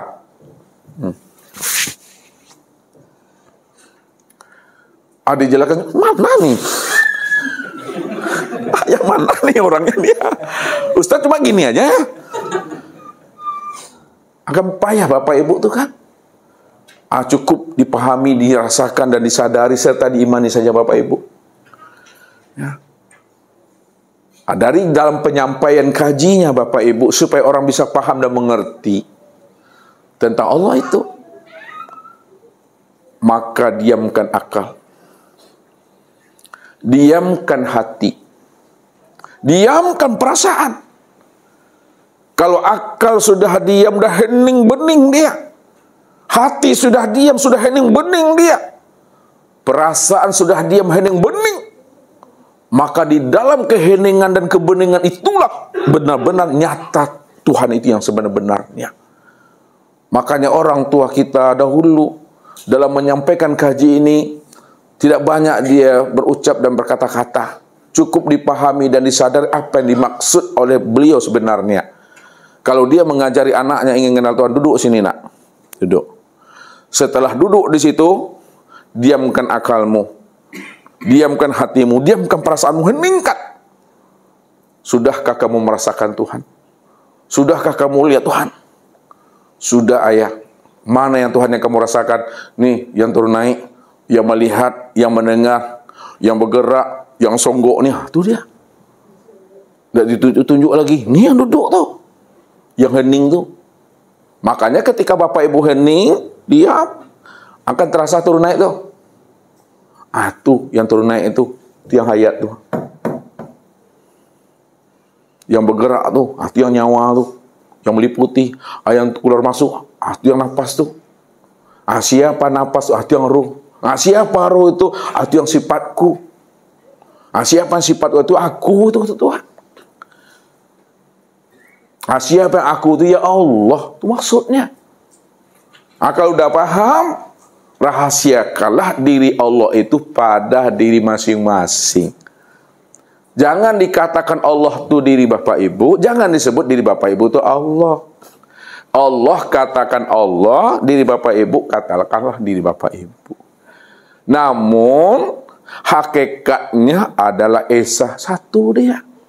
Bagaimana cara menghantarkan hakikatnya adalah satu. Walaupun dua dia bahasanya, dua dalam penerangannya, dua dalam penyampaiannya, hakikatnya adalah esa dan satu. Ini Ustaz gambarkan kembali. Seperti namanya air panas yang ada dalam gelas ini Bapak Ibu. Ini apa? Lalu air panas yang ada di dalam gelas ini kita tutup Bapak Ibu, tutup. Nah, ditutup. Tunggu 5 menit atau 10 menit. Setelah 5 menit sampai 10 menit, kemudian buka tutup gelas ini. Setelah dibuka tutup gelas itu, nampak ada gelembung-gelembung di sini. Nah, ini apa namanya Bapak Ibu? Uap. Bagaimana cara melatih pandangan Bapak Ibu? Pandangan yang zohir dan pandangan yang batin. Pandangan yang tersurat dan pandangan yang tersirat. Nah, sekarang yang tersurat dulu. Yang zohir dahulu. Nah, pandangan yang zohir. Nah, pandangan yang zohir. Setelah itu pandangan yang batin. Pandangan zohir, pertanyaan Ustadz. Ini apa tadi namanya? Uap. Pandangan zohir, apakah uap ini air panas? Tidak. Uap ini bukanlah air panas. Oleh karena itu, uap, sebutlah uap, air panas, sebutlah air panas. Jangan uap dikatakan air panas, jangan air panas dikatakan uap. Ini pandangan zohir. Ya. Lalu kita tilik ke dalam dengan pandangan hati, pandangan batin. Karena di dalam zohir itu ada yang batin. Batin itu tersembunyinya di mana? Batin itu tersembunyinya di mana? Di zohir ini. Ya, buka kulitnya, maka nampak isinya. Muka zohirnya nampak batinnya. Pandang batin itu pandangan mata hati. Pandangan mata hati, pertanyaan Ustadz, apakah uap ini air panas? Ya. Kenapa uap ini dikatakan air panas? Karena asalnya air panas. Ya. Baru ditilik ke dalam hati, dalam penyampaiannya. Lihat penyampaiannya. Walaupun uap ini bukan air panas, namun tiada lain air panas itu sendiri. Ini cara mengungkapkan kalimat. Makanya kalau Bapak Ibu salah memilih kata, cara menghantarkan kalimat, maka salah pula orang menerimanya.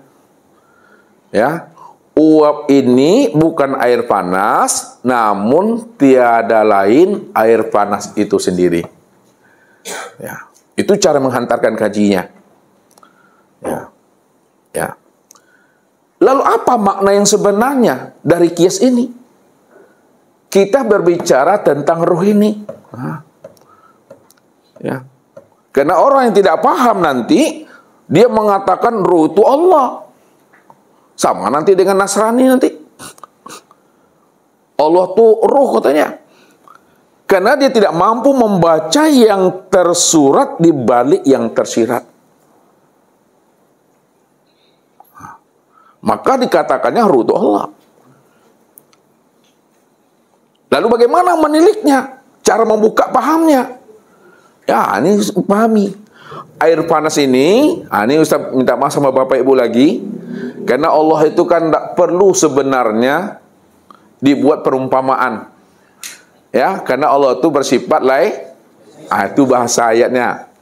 Tapi kenapa kita mesti buat perumpamaannya? Perumpamaan itu hanya menghantarkan paham.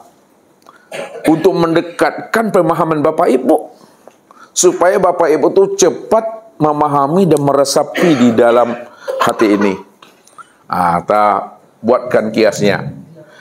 Air panas ini adalah Allah. Sedangkan uap ini ya, itu adalah ruh. Bapak Ibu tuh, ini kias ini diantarkan. Air panas itu umpama Allah, ya. Uap itu adalah umpama ruh. Pertanyaan Ustadz secara pandangan zohir kepada Bapak Ibu. Apakah ruh itu Allah? Apakah ruh itu Allah? Tidak. Kalau ruh itu bukan Allah, maka katakanlah ruh, sebutlah ruh, Allah katakan Allah. Jangan Allah dikatakan ruh, jangan ruh dikatakan Allah. Ya. Ruh katakan ruh, Allah katakan Allah. Itu pandangan zahir namanya. Namun yang sebenar-benar pandang itu bukan pandangan zahir. Yang sebenar-benar pandang dan kesempurnaan pandang itu adalah yang batin. Nah, pertanyaannya, kita pandang dengan sebenar-benar pandang, apakah ruh itu Allah? Kenapa ruh itu dikatakan Allah? Karena asalnya adalah Allah. Ya. Lalu dihantarkan kembali dengan bahasa kias. Tapi diitikotkan ke dalamnya. Ruh itu bukan Allah, namun tiada lain Allah itu sendiri. Ya.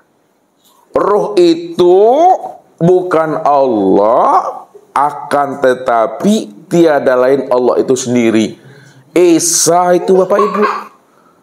Walaupun sebutannya dua, ruh dan Allah, namun ruh dengan Allah itu esa.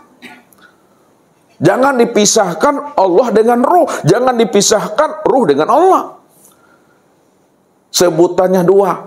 Nah, di mana letak duanya kita lihat? Lihat. Allah itu adalah zat. Ruh itu adalah sifat. Nah. Maka zat dengan sifat, sifat dengan zat itu adalah esa. Tidak bisa dipisah ceraikan. Inilah rahasianya.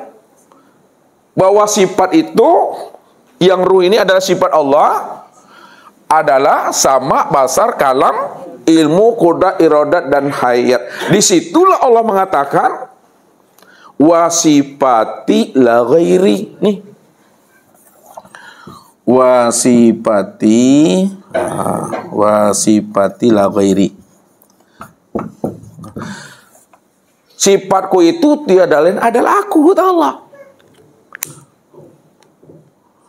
Nah, kalau kita lebih haluskan lagi pemahamannya, ya, ini yang diajarkan oleh Rasul dengan cara berkias. Apa kata Rasul kepada kita kalau kita ingin buka rahasianya lebih halus? Kata Rasul, tafakkaru fi khalqillah wala tafakkaru fi zatillah. Apa artinya itu Ibu? Tafakkaru. Tafakkaru fi khalqillah wala tafakkaru fi zatillah. Pikirkan olehmu ciptaannya. Wala tafakkaru fi zatillah. Dan jangan kamu pikirkan zatnya. Lihat nih, ini pemahamannya. Kan ada orang yang membantah nanti Bapak Ibu tuh. Mana kita bisa memikirkan zat, mengenal zat, mana bisa kita? Yang disuruh tuh mengenal ciptaannya. Tidak salah dia ngomong tuh kan berdasarkan teks hadis. Tapi dia itu masih buta dalam memahaminya. Tak mampu dia memandang yang tersiratnya di balik yang tersuratnya. Bagaimana cara kita mampu memahaminya? Kan Allah ingin dikenal Bapak Ibu. Apa kata Allah tuh ingin dikenal tuh? Kuntu kanzan mahfiyan wa ahbabtu an u'arafa wa khalaqtul khalqa liya'rifani. Aku adalah perbendaharaan yang tersembunyi. Lalu aku ingin dikenal. Maka aku ciptakan sesuatu dari diriku sendiri. Jadi Allah menciptakan sesuatu bukan di luar dirinya. Allah menciptakan sesuatu dari dirinya sendiri. Supaya yang aku ciptakan itu, yang aku jadikan itu, supaya dia bisa mengenal akan diriku. Akulah sebenarnya yang wujud dan nyata pada dirinya. Akulah dirinya. Dirinya bukan aku. Tapi dirinya bentuk lain daripada rupa diriku. Dirinya bayangan aku. Dirinya adalah cerminan aku. Akulah yang bercermin. Aku yang wujud bayang-bayang itu. Dari sini Bapak Ibu baru dapat jawabannya memahami hadis ini. Lihat. Pikirkan olehmu ciptaannya. Dan jangan kamu pikirkan zatnya. Bapak Ibu tidak akan pernah bisa memikirkan zat. Walaupun Bapak Ibu tidak bisa memikirkan zat, namun zat kan pingin dikenal. Karena dia pingin dikenal, maka diciptakannya lah sesuatu daripada dirinya. Ini yang katakan, pikirkan olehmu ciptaan Allah. Mana yang dikatakan ciptaan Allah? Mana yang dikatakan ciptaan Allah, makhluk Allah? Yang ciptaan Allah, yang makhluk Allah, yang diciptakan dari dirinya, yang dijadikan dari dirinya, yang pertama kali sebelum adanya langit dan bumi, sebelum adanya aras, lu, kursi dan mahfuz, sebelum adanya surga dan neraka, yang pertama kali diciptakan Allah sebelum surga dan neraka itu adalah nur. Ketika nur ini sudah dijadikannya, sudah diciptakan daripada dirinya, maka nur inilah yang disebut namanya makhluk. Ya. Nur ini yang disebut makhluk. Ini nur ini yang katakan makhluk. Makhluk kok. Sesuatu yang jadi daripada dirinya. Sesuatu yang zahir daripada dirinya. Sesuatu yang keluar daripada dirinya. Itu disebut namanya makhluk. Atau sesuatu yang terjadi pada dirinya sendiri, yang keluar dari dirinya sendiri, maka dihukumkanlah namanya dengan makhluk. Dihukumkan namanya dengan ciptaan. Dihukumkan namanya dengan baharu. Dihukumkan namanya dengan muhaddas. Dihukumkan namanya dengan sesuatu. Dihukumkan namanya dengan alam. Maka alam, sesuatu, muhaddas, baharu, ciptaan makhluk itu maksudnya adalah nur. Kalaulah alam, sesuatu, muhaddas, makhluk, ciptaan, itu adalah nur. Siapa nur itu? Rahasianya yang sebenarnya. Nur inilah yang dikatakan namanya, ya, zohirnya Allah. Ya. Nur inilah yang disebut namanya tajallinya Allah. Nur inilah sebenarnya penampakan Allah. Penampakan Allah. Kalaulah nur itu disebut zahirnya Allah, nur itu disebut tajalinya Allah, nur itu disebut namanya penampakan Allah, maka nur ini pula lah bahasa kiasnya.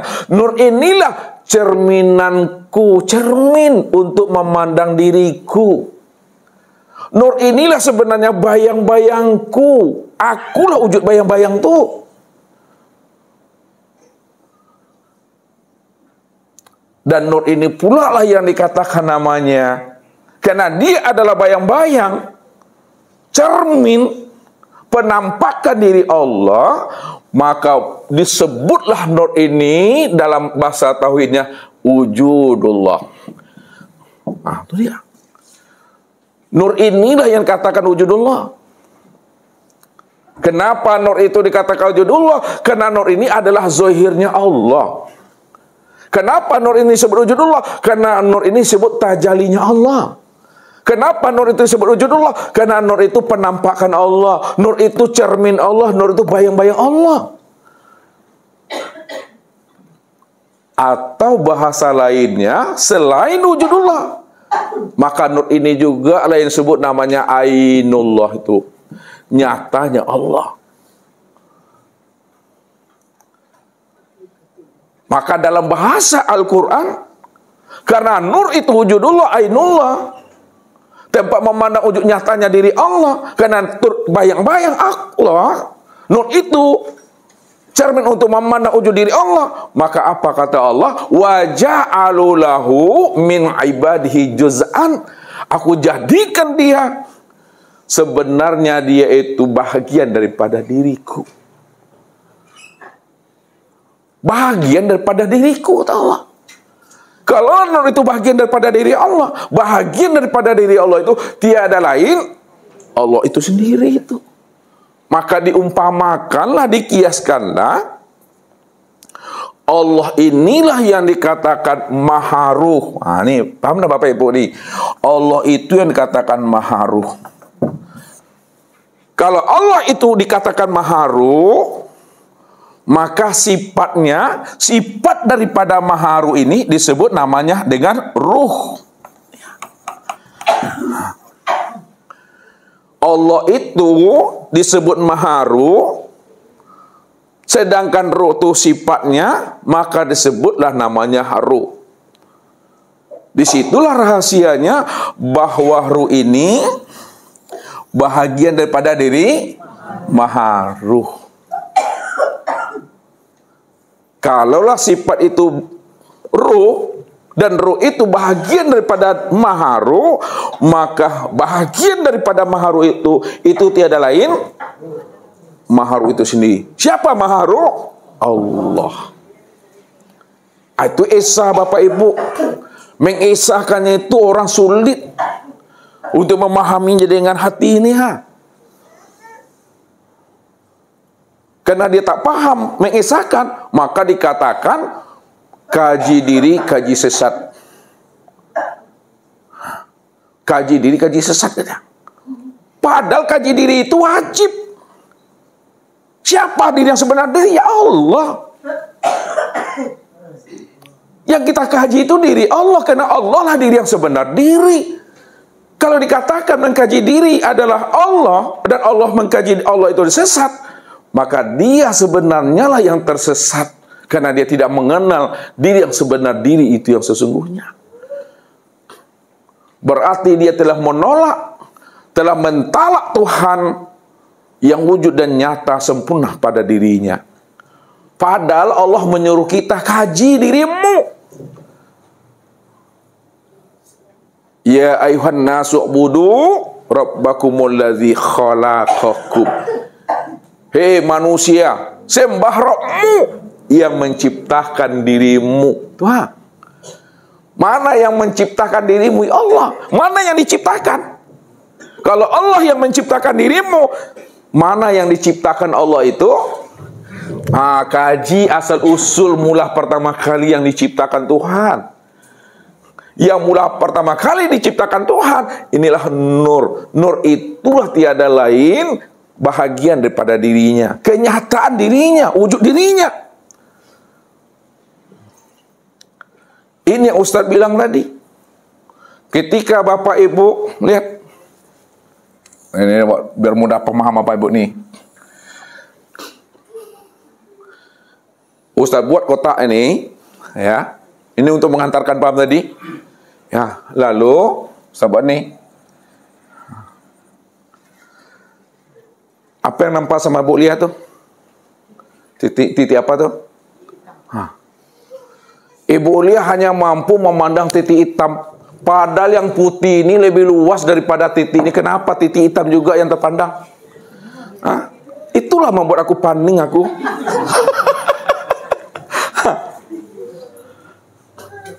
Yang nampak tuh kita cuma titik yang nampak. Hitam pula lagi. Padahal yang putih ini lebih luas, lebih besar daripada titik. Kenapa yang hitam juga yang dipandang? Kenapa yang ini juga yang dilihat, Mas Ustaz?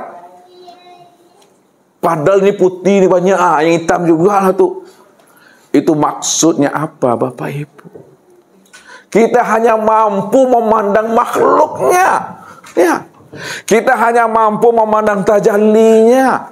Kita hanya bisa melihat sesuatu, melihat alam semesta.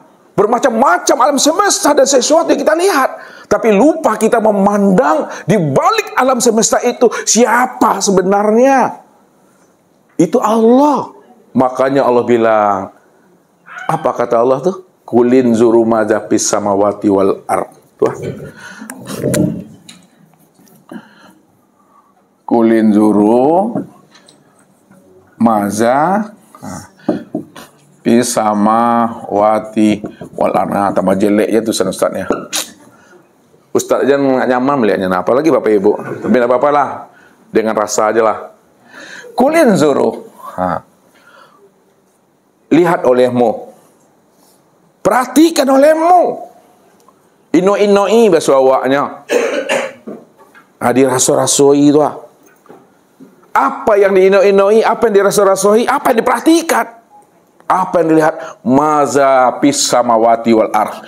Apa yang tersembunyi, apa yang tersirat di balik langit dan di balik bumi. Allah tak pernah menyuruh Bapak Ibu, lihat olehmu, perhatikan olehmu apa yang ada di langit dan apa yang ada di bumi. Tak pernah Allah nyuruh itu. Tapi yang dimaksudkan Allah, lihat olehmu, hei Daniel, perhatikan olehmu Daniel, siapa sebenarnya yang tersembunyi di balik langit dan bumi itu. Yang tersembunyi di balik langit itu, aku, kata Allah. Jadi Bapak Ibu hanya sanggup dan mampu memandang apa yang Ustaz buat. Tapi tak mampu Bapak Ibu memandang di balik titik yang Ustaz buat itu. Nih, putih itu. Jangan dilihat makhluknya saja. Jangan lihat ciptanya saja. Tapi lihatlah sang pencipta itu. Itu yang mesti dipandang. Rupanya Bapak Ibu, kalau Bapak Ibu telah mampu memandang Allahnya, itulah pandangan yang putus. Itulah pandangan yang makrifat. Pandangan yang putus, pandang makrifat adalah pandangan yang mampu memandang Allahnya pada segala yang wujud. Ini yang selalu saya katakan. Lihat Allahnya apa yang dilihat oleh mata. Dan jangan Bapak Ibu melihat apa yang dilihat oleh mata. Maksudnya, lihat Allahnya apa yang dilihat oleh mata. Apa yang dilihat oleh mata? Sesuatu, alam, baharu ciptaan. Pandang Allahnya bahwa sesuatu alam dan alam itu sebenarnya kenyataan daripada wujud dirinya Allah tuh.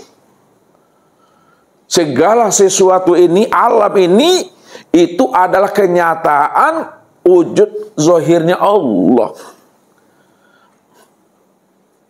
Maka Allah itulah sebenar-benarnya yang mesti dipandang pada segala sesuatu. Bahasa kiasnya, yang menjadikan sesuatu itu yang jadi sesuatu. Yang menjadikan alam itu yang jadi alam. Yang menjadikan diri itu yang jadi diri. Siapa yang menjadikan alam? Yang menjadikan sesuatu? Yang menjadikan diri?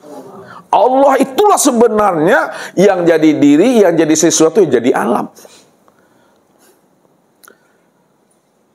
Karena dia cuma yang ada. Itu yang mesti dipandang Bapak Ibu. Jadi kalau kita melihat apa yang dipandang oleh mata, ya nampaklah sesuatu. Tak tampak Allahnya. Tampaklah Allahnya itu. Lihat Allahnya itu pada segala sesuatu. Rupanya segala sesuatu itulah wujud nyatanya dari Allah itu yang sebenar-benarnya Bapak Ibu. Itu pandang yang putus. Pandang yang makrifat. Pandangan yang putus, pandang yang makrifat itu tidak terpandang yang lain. Kenapa tidak terpandang yang lain? Karena yang lain memang tidak pernah ada. Yang lain memang tidak pernah ada. Kalau yang lain tidak pernah ada, maka nggak akan pernah Bapak Ibu bisa memandang yang tidak pernah ada. Yang ada itu hanya Allah. Kalau Allah yang ada, maka Allah lah yang terpandang. Contoh, ini contoh lagi Bapak Ibu. Nah, nih, Ini apa namanya ini? Apa nama Remi? Nggak ada yang tahu apa namanya? Gelas. Mana gelas nih? Keranjang nih. Keranjang mana tuh? Inilah pandangan zahir tidak akan pernah bisa merubah pandangan batin. Benar tuh salah kata Ustaz tuh Bu Lia. Pandangan zahirnya Bu Lia memandang ini tidak akan pernah merubah pandangan hati yang ada dalam hati Ustaz Niha. Nah, makanya kan sebut gelas tuh keranjang nih. Bukan mata keranjang. Keranjang. Nah, lihat. Di dalam keranjang itu, nah, kita isi sepenuhnya rambutan. Nah, kita isi rambutan dalamnya penuh kan. Pertanyaan Ustadz sama ibu-ibu, kalau keranjang ini kita penuhi isinya dengan rambutan, bisakah Bapak Ibu ya mendapatkan namanya mangga di dalamnya nih? Tidak. Bisakah Bapak Ibu melihat mangga di dalamnya? Tidak. Kenapa Bapak Ibu tidak bisa memandang dan mendapatkan mangga dalam keranjang itu? Karena rambutan isinya semuanya. Makanya kalau rambutan isinya, nggak mungkin Bapak Ibu bisa melihat dan menemui ada mangga di dalamnya itu. Karena rambutan isinya tuh. Kemana maksud Ustadz nih? Lihat. Allah cuma yang wujud. Wujudnya Allah itu sudah meliputi sekalian alam. 7 petala langit, 7 petala bumi. Allah sudah meliputi sekalian alam semesta ini. Kalau Allah sudah meliputi sekalian alam semesta, mungkinkah Bapak Ibu mampu menemui sesuatu selain Allah pada alam semesta ini? Ya. Kenapa tidak mungkin Bapak Ibu menemui sesuatu selain Allah pada alam semesta ini? Jawabannya apa? Karena Allahnya yang ada. Karena Allahnya yang tidak ada. Ada. Kenapa Gina tidak mungkin menemui sesuatu selain Allah pada alam semesta? Karena Allah yang wujud. Kenapa Ibu lihat tidak mampu menemui sesuatu selain Allah pada alam semesta? Karena tidak ada sesuatu apapun selain Allah. Tidak ada sesuatu apapun selain Allah. Alhamdulillah. Lihat. Kalaulah pada alam semesta ini, ya, hanya Allah cuma yang wujud. Allah cuma yang ada. Wujud dan adanya Allah sudah meliputi alam semesta ini. Maka Bapak Ibu tidak akan pernah mampu dan bisa menemui sesuatu selain daripada Allah. Kenapa Bapak Ibu tidak bisa menemui sesuatu selain daripada Allah? Karena Allah cuma yang ada seisi alam ini. Apapun bentuknya, apapun rupanya, Dialah yang wujud pada segala bentuk dan rupa. Oh, kan Allah tidak berbentuk, Ustaz. Benar. Kalau ditanya juga, Allah memang tidak berbentuk, namun segala bentuk dan rupa itulah wujud nyatanya akan rupa diri Allah, karena Dia cuma yang ada satu-satunya. Kalau bisa Bapak Ibu menemui sesuatu selain Allah pada alam semesta, pada diri Bapak Ibu telah ada dua wujud. Kalau ada dua wujud, tidak ada dua Tuhan di situ. Itu yang syirik itu. Ini udah bersorak-sorak Ustaz ngaji ini dah. Udah pernah kayak ini Ustaz ngaji ini sampai pegal-pegal kaki ini ya. Ikhlas Ustaz pegal-pegal asal Bapak Ibu paham. Udah. Tuh. Allah cuma yang wujud. Kalau Allah yang wujud, maka Bapak Ibu tidak akan pernah menemui sesuatu apapun selain Dia cuma. Maka itulah jawaban Allah katakan, walillahil masyriq wal maghrib fa aina ma tuwallu fasamma wajhullah. Akulah pemilik barat dan timur. Kemanapun kamu hamparkan pandanganmu, ke barat kah, timur kah, utara, selatan kah, atas, bawah, kiri, kanan, luar dan dalam, maka yang kamu pandang itu tiada adalah aku, kata Allah. Akulah yang memandang dan menyaksikan akan diriku sendiri. Kamu cuma ganti diriku. Kamu cuma cermin untuk memandang diri aku. Akulah dirimu, dirimu bukanlah aku. Kalaulah dirimu bukan aku, maka siapa dirimu? Dirimu itulah bentuk lain daripada rupa diriku. Akulah sebenar-benarnya yang dirimu itu yang sesungguhnya, Tuhan. Tidak ada terpandang yang lain lagi di situ. Hanya dia cuma satu-satunya yang tunggal. Ini Bapak Ibu udah sampai kepada maqam Sidratul Muntaha. Jadi Sidratul Muntaha, jangan Bapak Ibu paham alam. Bukan alam itu, kalau cerita syariat ya alam. Nabi berjumpa Allah di Sidratul Muntaha. Sebelum berjumpa, nabinya di bumi. Allahnya di langit yang ketujuh. Berjarak Tuhan itu. Padahal Sidratul Muntaha itu bukan alam. Sidratul Muntaha itu kesadaran tertinggi, puncak kesadaran. Apa maksudnya kesadaran tertinggi, puncak kesadaran? Puncak kesadaran Tuhan. Hanya dia cuma yang ada. Hanya dia yang wujud. Kalau hanya dia yang wujud dan yang ada, maka segala yang wujud itulah nyatanya akan wujud dirinya. Kesempurnaan nyata wujud dirinya pada alam itu, pada diri masing-masing. Disinilah Bapak Ibu menyaksikan Allah itu pada maqam Sidratul Muntaha, pada diri masing-masing. Inilah pertemuan satu wujud, satu rahasia pada diri. Namun ingat Bapak Ibu, ketika Bapak Ibu sudah menyaksikan Allah pada puncak Sidratul Muntaha, maka ketika menyaksikan Bapak Ibu pun mati di situ. Bapak Ibu karam di sana, Bapak Ibu lenyap di sana. Apa sebabnya Bapak Ibu mati? Karena Bapak Ibu mengenal Tuhan. Apa sebabnya Bapak Ibu mati? Karena Bapak Ibu sudah berjumpa Tuhan. Apa sebabnya Bapak Ibu itu hilang? Karena Bapak Ibu sudah menyaksikan Tuhan. Apa sebabnya Bapak Ibu itu hancur? Karena Bapak Ibu sudah bertatap wajah dengan Tuhan. Inilah kuncinya, dikatakan man arofa robahu fasadal jasad.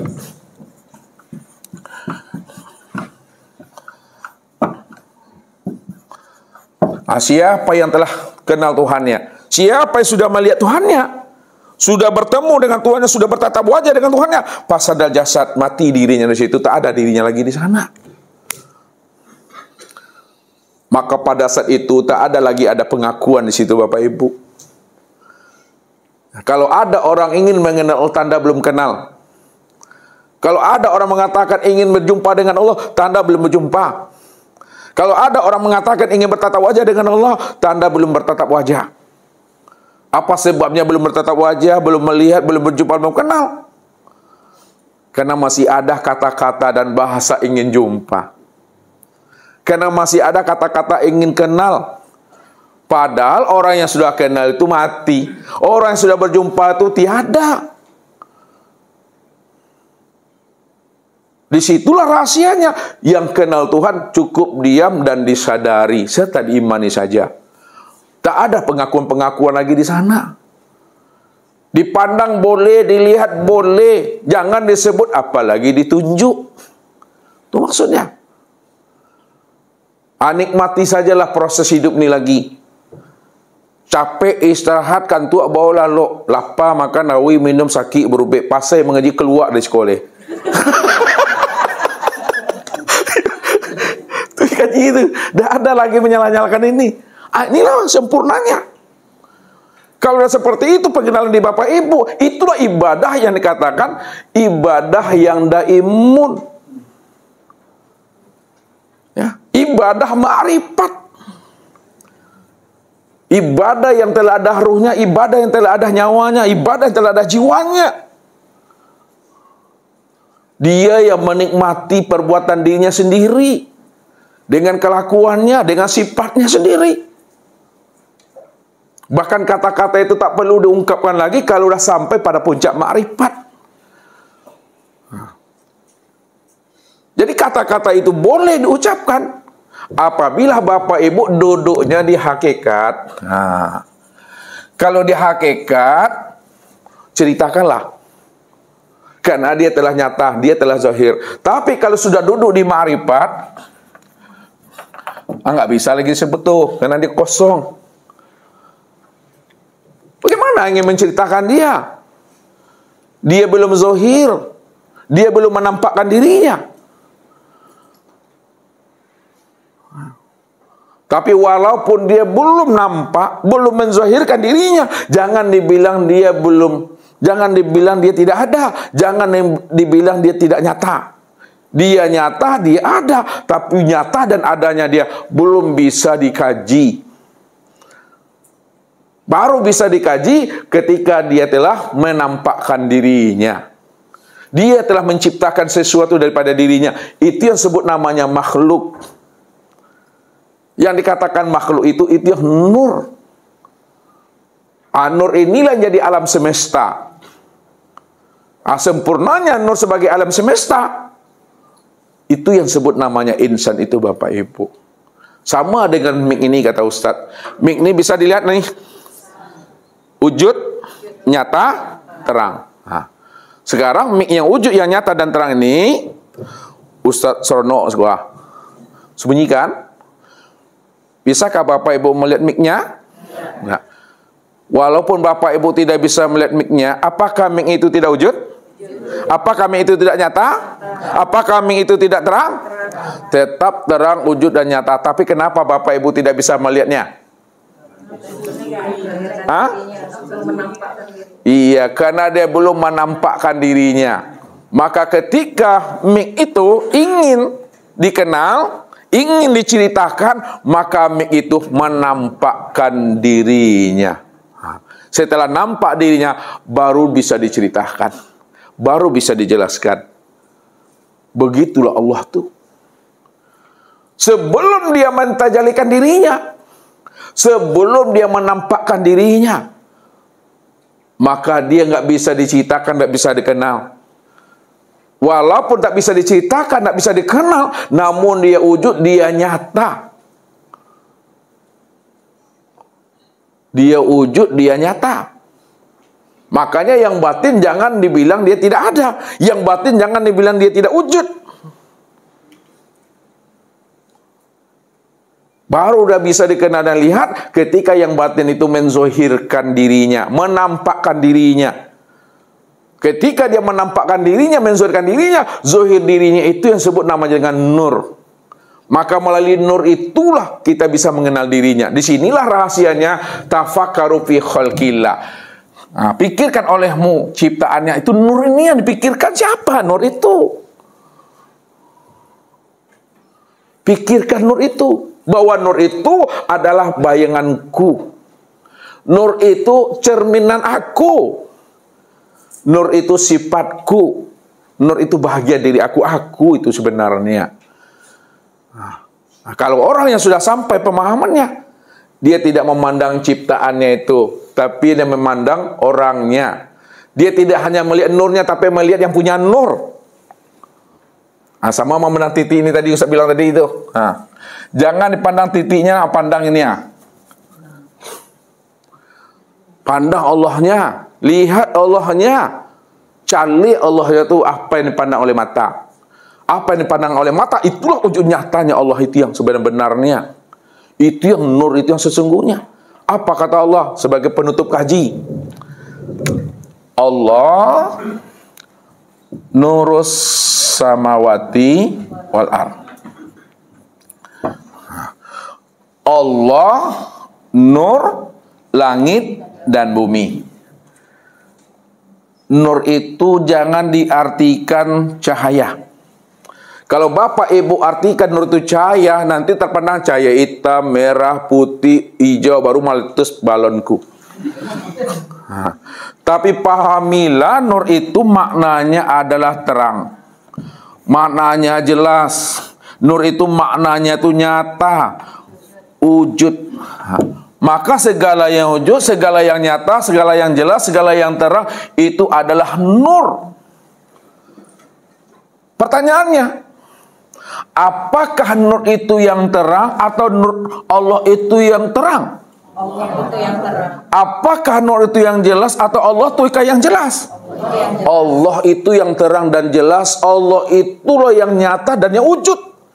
Kalau Allah itu yang terang, Allah itu yang jelas, Allah itu yang nyata dan wujud, Allah itu yang nur, maka disitulah maknanya sebenarnya Allah itu benar-benar nyata, terang dan wujud. Wujud nyatanya itu sudah nyata pada sekalian langit dan bumi. Bahwa sekalian langit dan bumi, inilah wujudnya Allah itu. Maka disebutlah namanya wujudullah. Segala yang wujud disebut wujudullah. Segala yang bersifat disebut sifatullah. Nah, karena Allah cuma yang wujud, maka segala yang wujud itulah wujudnya Allah itu. Ini yang dipahami Bapak Ibu. Ada sempurnalah itu Bapak Ibu. Sudah sampai Bapak Ibu sampai puncak muntaha, bukan muntah, muntaha. Kalau muntah itu ada paham itu lah.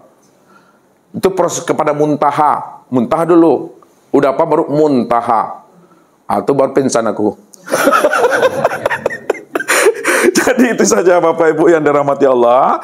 Mudah-mudahan Bapak Ibu semua, ya, Allah berikan kemudahan dan kepahaman untuk memahami siapa diri Bapak Ibu yang sebenarnya. Rupanya diri Bapak Ibu yang sebenar-benarnya tiada lain adalah Allah itu sendiri. Ketika itu diam lagi Bapak Ibu, jangan disebut-sebut. Wabillahi taufiq walhidayah. Wassalamualaikum warahmatullahi wabarakatuh.